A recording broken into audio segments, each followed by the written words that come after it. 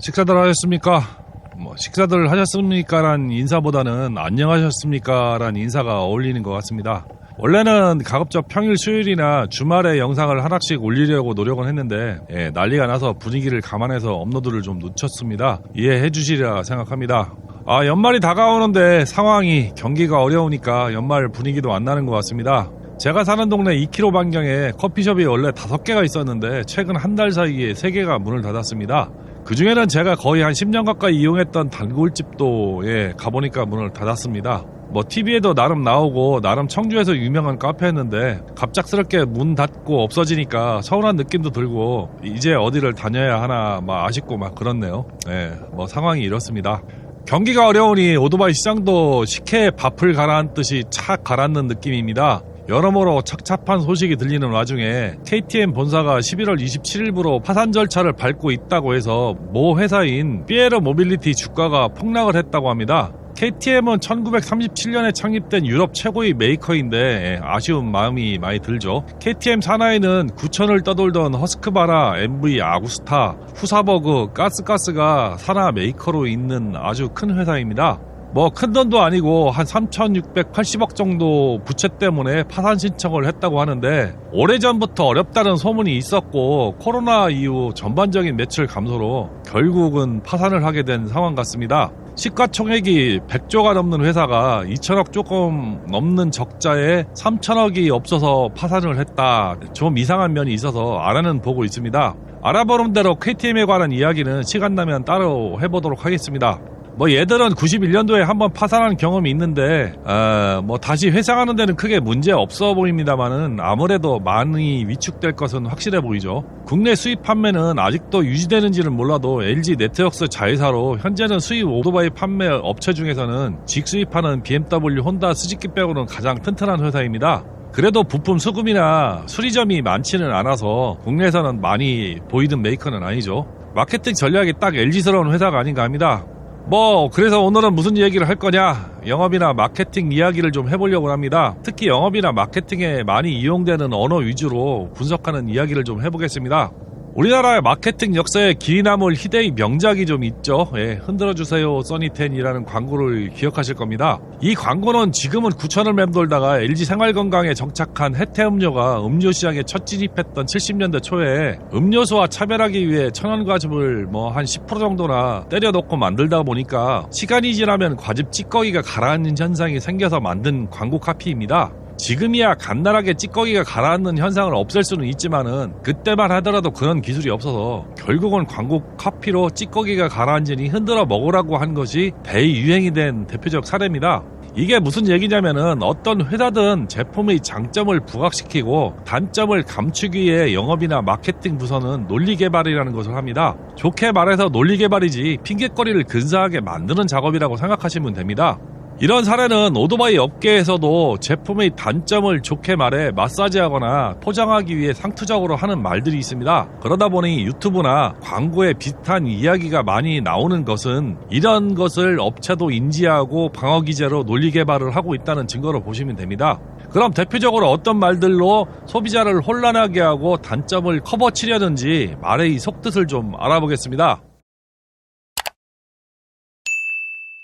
고동감이 있다는 말을 많이들 들어보셨을 겁니다. 오토바이 업계에서만 사용하는 유일한 단어입니다. 이 말을 처음 들은 것은 한 14, 15년 정도 된 듯합니다. 누가 만들었는지 정말 잘 만들었죠. 아마도 일본에서 넘어온 말 같은데 어원은 찾기가 좀 어렵습니다. 진동과 소음이 있다는 표현으로 많이들 사용하는데 처음에는 할리에만 적용해서 사용하다가 지금은 거의 모든 단기통과 2기통 오토바이에 사용하는 말이 됐습니다. 다시 말하면 배기소음과 진동이 있다는 말을 좋게 표현한 말이기도 합니다. 특히 공랭식 단기통과 2기통을 표현할 때 많이 사용하는 표현은 기분 좋은 고동감이 있다라고들 많이들 표현을 하죠. 반대로 말하면 소음이 심하고 진동이 있다는 표현으로 말할 수 있을 겁니다. 이렇게 좋게 말하면 감성이고 나쁘게 말하면 피곤하고 불편한 느낌일 수도 있습니다. 진짜 이 고동감, 즉 진동과 소음으로 오토바이를 기변할 정도로 오토바이를 타는데 불편한 상황이 될 수도 있는 겁니다. 제 오토바이는 순행 2기통으로 진동이 많지 않은 오토바이인데도 500km 이상 장거리 라이딩을 하면은 온몸이 얼얼해서 불편함을 느낄 정도로 심하게 피곤한 느낌을 주기도 합니다. 그리고 진동이 있다는 것은 그닥 오토바이 내구성에도 좋지는 못합니다. 그로 인해 고질병이 생기기도 하는데 일부 메이커는 기술력이라고 표현하기도 하는데 한편으로는 맞기도 하면서 한편으로는 틀린 말이기도 합니다. 솔직히 할리나 일부 메이커의 오토바이 디자인적인 아이덴티티를 지키기 위해서 부가적으로 진동을 유지하는 경우도 있기는 합니다. 제 생각은 이게 누군가에는 좋게 말하면 감성이고 반대로 말하면 고질병이죠. 대표적으로는 할리 병렬 2기통과 BMW 수평대항 엔진이 그렇죠. 이제는 소비자에게 나이 든 사람만 타는 대표적 감성, 간반 비싼 프리미엄 모델로 인식되다 보니 결국은 젊은 사람들에게 외면당하고 있다는 것은 시대적으로 뒤떨어지고 있다는 표현이 맞는 것 같습니다.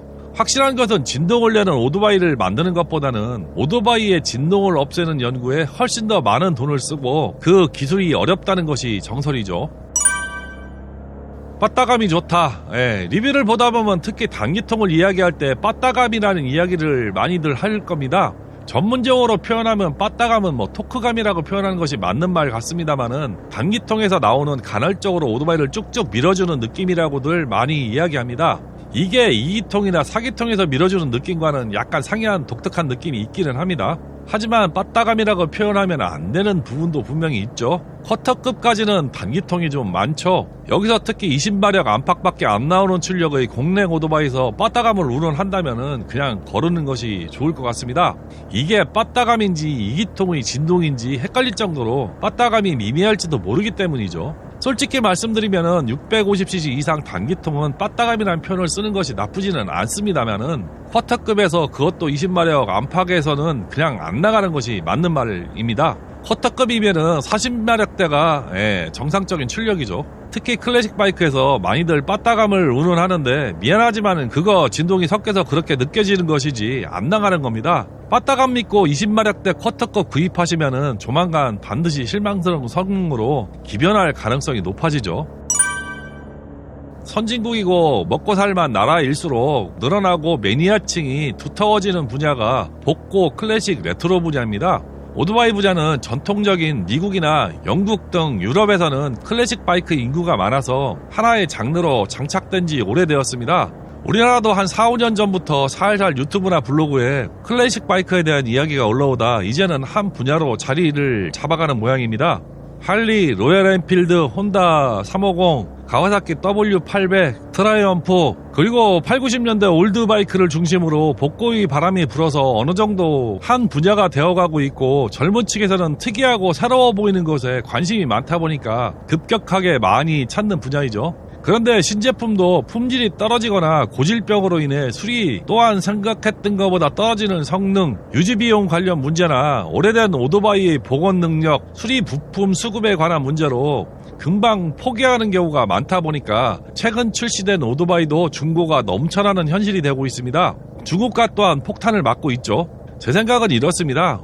일단 300km 이상 중장거리 라이딩이 가능한 메인 오토바이가 있다면은 추가로 클래식 오토바이 한 대 정도는 더 가지고 있을만 하지만은 절대 메인으로는 부족하다고 생각을 합니다. 할리도 윤행 인터쿨러가 장착되지 않은 순수 공랭 모델은 한여름이 아니라도 날이라도 더운 날에 장거리 라이딩을 하다 보면은 한쪽 실린더가 폭발하지 않는, 특히 뒷실린더가 폭발하지 않아서 출력이 급격하게 떨어지거나 달리다가 시동이 꺼지는 증상이 있습니다. 이거는 뒷실린더를 보호하기 위해서 전자적으로 제어를 해서 그렇죠. 그리고는 한동안 시동이 안 걸리죠. 한 30분 지나면 시동이 다시 걸리고 아무 일 없다는 듯이 또 잘 나가는 그런 현상이 좀 있죠. 이런 현상은 엔진 과열로 실린더 보호를 위해서 출력을 제한하거나 엔진이 식을 수 있는 시간을 벌기 위한 장치로 알고 있습니다. 이게 현재 공랭식의 한계죠.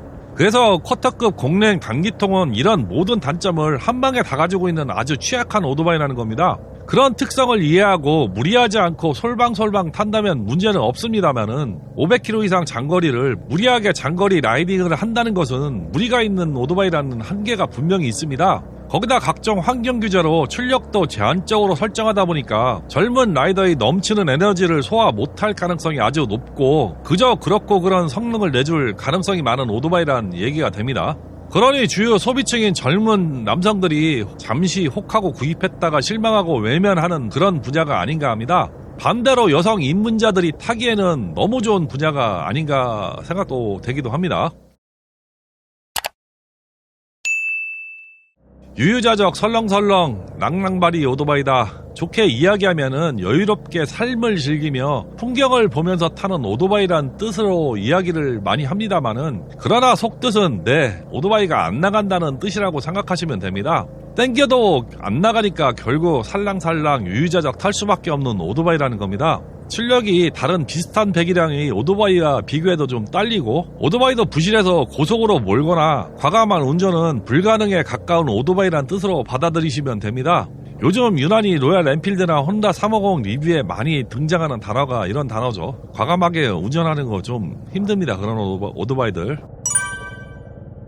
사골이다. 최신형 신형 엔진이다. 여러분은 사골 엔진과 최신형 엔진 중 어떤 것을 선택하시겠습니까? 저라면 사골 엔진을 선택할 것 같습니다. 그만큼 오랫동안 만들어 왔다는 것은 충분히 검증된 엔진으로 소비자의 사랑을 많이 받았다는 이야기가 될 수도 있습니다. 최신식 엔진은 검증도 받지 않은 경우가 좀 있죠. 사실 배기량만 늘린 같은 베리에이션 엔진이라면 좀 다르겠지만은, 아주 생소한 처음 만든 엔진이라면 완벽하게 검증하는 것은 시간이 필요할 겁니다. 자동차도 신개발된 첫 차는 하자나 제조 결함이 많은 것은 익히들 아실 겁니다. 그런데 개발비가 자동차보다 훨씬 적은 오토바이는 자동차보다는 검증 작업이 더 세밀할 수는 없을 겁니다. 그래서 저는 사골이 좋습니다. 부드러운 출력과 브레이크 성능.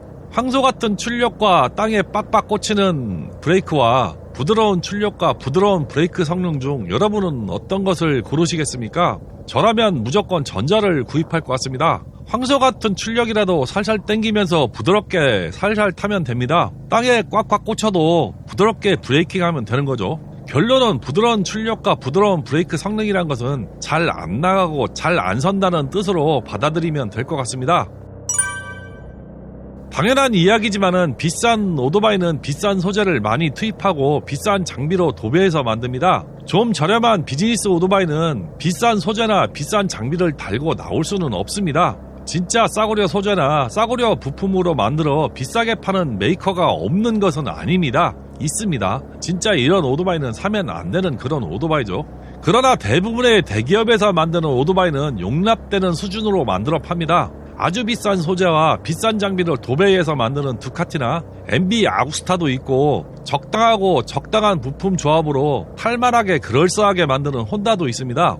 비싼 부품으로 도배한 비싼 오토바이가 진짜 좋은 오토바이일까요? 아니면 적당한 부품으로 적당한 가격으로 탈만한 오토바이를 만드는 회사가 좋은 회사일까요? 과연 어떤 메이커가 사랑받고 기술력이 좋은 회사일까 생각해보면 답 나오죠. 두카티나 MB 아구스타가 아주 엄청난 기술력이 있고 누구에게나 사랑받는다면은 국내 시장이고 세계 시장이고 제패해야 하는데 그렇질 못하죠. 진짜 많이 사랑받는 메이커는 혼다입니다. 그게 기술력이고 실력이라고 생각합니다. 결국 승자는 혼다고 야마하죠. 유튜브를 보다 보면 리뷰어들이 특정 회사만 겁나게 까는 경우가 있죠. 이상하게 리뷰어들이 시원하게 까는 특정 회사 제품이 있는 경우가 간혹 보입니다. 이런 이야기는 그 회사에서 마케팅 비용을 안 풀었다는 의미가 될 수도 있습니다. 다른 경우는 경쟁 상대 회사에서 풀어서 반대 회사를 까게 사주하는 경우도 있을 수 있다고 생각을 합니다. 저처럼 어떤 회사에서도 지원을 받지 않으면은 아주 자유롭게 깔 수 있지만은 한 번이라도 협찬이나 지원금을 받으면 과연 쉽게 깔 수 있을까요? 못 가죠. 유난히 할리 BMW 까는 유튜버나 기자 보셨나요? 할리는 엄청나게 국내 시장에 마케팅 비용을 많이 풀어제끼는 회사로 유명하고 행사도 또한 많이 하죠. 막 뷔페 깔고 기자 유튜버 초청해서 행사도 많이 하고 봉투도 돌리고 막 그러는 걸로 저는 알고 있습니다. BMW는 소송 들어올까봐 무서워서 못 가죠. 그러니까 만만한 중국산 메이커만 허벌나게 까고 있죠. 리뷰도 거의 없죠. 제가 보기에는 중국산 메이커 중에 할리보다 기술력이 더 좋은 회사 여러 회사 있습니다. 결국 리뷰어의 입은 돈으로 만들어지고 돈과 아주 밀접한 연관이 있다고 저는 생각을 합니다. 그러다 보니 리뷰어마다 특정 메이커 친화적인 사람들이 나오는 겁니다. 예전에 오토바이 리뷰 보시다 보면은 강목 스윙암, 파이프 스윙암이라는 말 많이 들어보셨을 겁니다. 지금은 그런 지적을 하는 리뷰어는 거의 없습니다. 여러분의 최애 모델인 혼다 레벨 500도 파이프 스윙암이고 로얄 엔필드는 거의 모든 모델이 강목 스윙암인데 지적하는 사람을 저는 못 봤습니다. 왜 지적을 안 할까요? 스윙암이야 뒷바퀴 출력만 버티면 되는 거죠. 그게 강목이든 파이프든 어떤 재질로 만들든 상관은 없습니다. 다만 좋은 재질로 만들거나 특별한 형상으로 만들면은 좋게 하지만은 그만큼 가격이 올라가니 그닥 좋은 것도 아니라고 저는 생각을 합니다. 그냥 까기 위한 도구로 사용했다는 것밖에 이야기가 안 되는 거죠. 그러고 보면은 할리는 스윙암이 다 강목이죠. 그런데 할리나 레브로백, 로얄 램필드 까는 리뷰 기자 보셨나요? 예, 돈이 무섭긴 하죠. 고객에게만 드리는 특별한 혜택, 품절 임박, 지금 바로 전화 주시면 드리는 혜택, 이런 이야기 많이 들어보셨을 겁니다. 나에게만 주고 남에게는 과연 안 줄까요? 과연 그럴까요? 공짜로 그렇게 막 퍼줄까요? 요즘 할리가 하도 할인에 관해서 입방아에 오르내리다 보니까 아예 예약제나 인터넷 상담만 한다고 합니다. 이걸 비틀어 생각한다면은 호구 같아 보이면 비싸게 부르고 VIP한테는 싸게 주려고 하는 짓인지 알게 뭡니까? 제 생각은 그렇습니다. 그래서 더 아주 깊은 단전에서부터 분노가 치밀어 오르고 더욱더 의심을 하게 되는 것 같습니다. 얼마나 깎아줄지는 모르겠으나 이제는 암암리에 깎아준다는 그런 비밀 준수 그런 것도 있을지 모르겠습니다만은 그 비밀이 지켜질까요? 자, 하는 짓 보면 참 한심하죠. 그냥 BMW R18처럼 화끈하게 대놓고 50% 깎아주면은 시원하게 인정하겠습니다. 다만 중고 시대는 박살나겠지만은 어차피 할리도 중고 시대 박살난 지 오래됐는데 뭘 그렇게 숨기려는지 이해를 못하겠습니다. 여러분은 꼭 여기서 열심히 전화 돌려서 딜러마다 가격 확인하시고 제일 급하고 어려운 사정이 있어서 싸게 파는 영업사원에게 구입하셔야 싸게 살 수 있을 겁니다. 계속 그렇게 장사할 수 있을지 두고 봅시다. 몇 년 전부터 SNS에 많이 거론되는 오토바이들이 있습니다. 온라인 SNS에 많이 거론되게 하는 방법도 마케팅이나 영업의 일환이죠. 젊은이들이 로얄 엔필드가 가격이 착하고 품질도 괜찮은, 그리고 이쁘다고 SNS에 작업을 많이 쳤죠. 인플루언서라는 사람들을 통한 마케팅을 최근에는 많이들 여러 회사에서 사용하고 있는 방법이죠. 이런 인플루언서는 그냥 홍보해줄까요? 네, 저한테도 DM 옵니다. 카페에 오셔서 커피 한잔 하시고 언급하면 얼마 드리겠다고 연락도 오고요. 여러가지 연락들이 옵니다. 그래서 제가 돈 받고 영상 올리면은 구독자 몇 분은 구입을 하시고 또 방문도 하시고 가보시겠죠.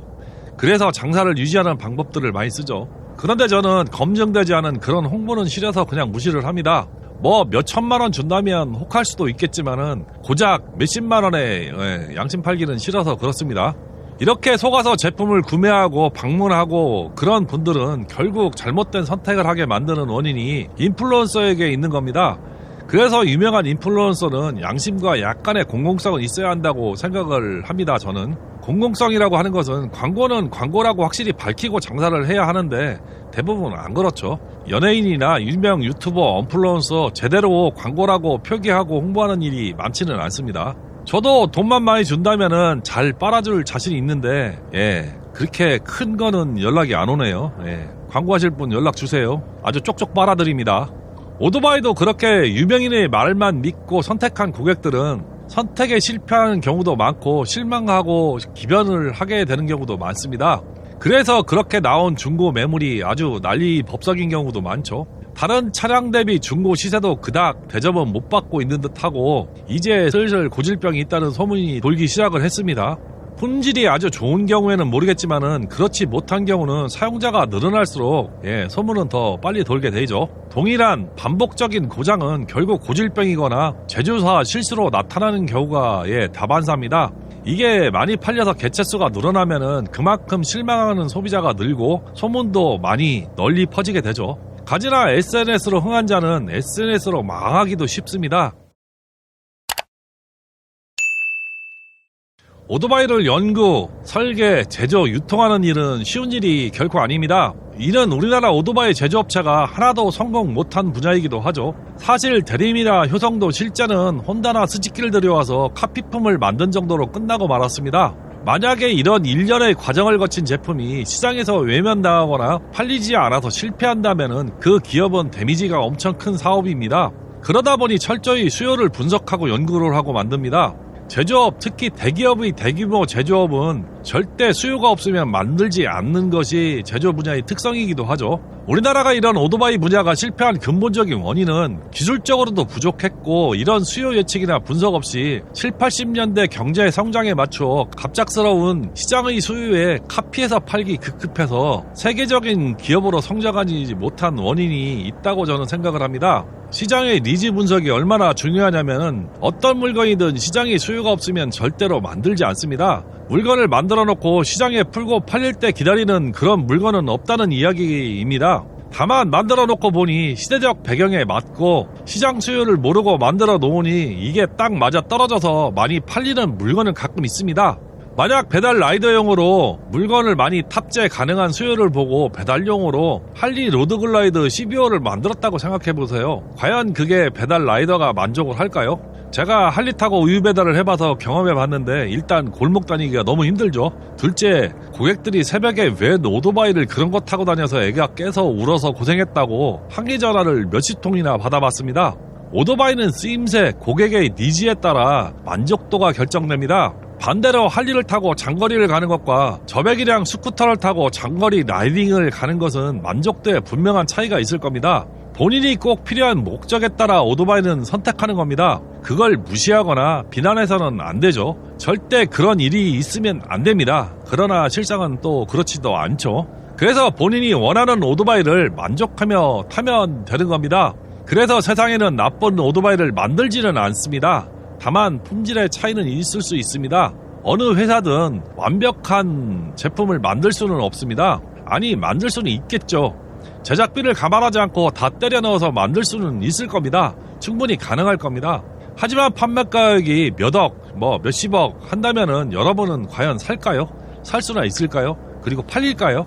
그래서 한정된 경쟁 가격대에 오토바이를 출시하다 보니까 수요층에 맞는 오토바이를 제작할 수밖에 없습니다. 그러다 보니 누구에게는 장점이, 누구에게는 단점이 될 수밖에 없는 현실적인 어려움이 있습니다. 그래서 장점은 더욱 부각시키고 단점은 최대한 감추는 마케팅을 할 수밖에 없는 한계가 있는 겁니다. 소비자는 또 그것을 감안하고 본인의 필요에 의한 선택을 잘 해야 하는 문제도 있습니다.